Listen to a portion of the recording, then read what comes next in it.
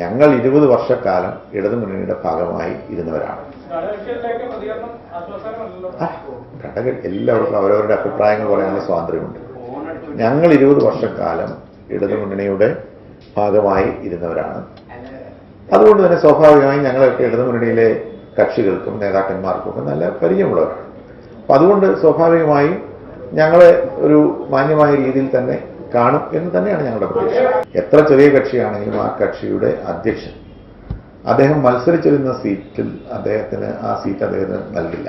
അതല്ല വേറെ എന്തെങ്കിലും ഒരു ക്രമീകരണം പോലും നടത്തില്ല എന്ന് പറയുന്നത് തികഞ്ഞ അവഗണനയും തെറ്റുമാണ്. യാതൊരു സംശയക്കാര്യത്തിലില്ല. കേരള കോൺഗ്രസ് എം ഉറവ വറ്റിക്കൊണ്ടിരിക്കുന്ന അല്ലെങ്കിൽ ശൂന്യമായിക്കൊണ്ടിരിക്കുന്ന ഒരു കിണറാണ്. കഴിഞ്ഞ ദിവസം അദ്ദേഹം പറഞ്ഞു, ഒരു തെങ്ങിൽ നിന്നിടുന്ന ഏതാനും നാളികേരം പൊഴിഞ്ഞു വീണാൽ ഒന്നും സംഭവിക്കാനില്ല, അത് വീണ്ടും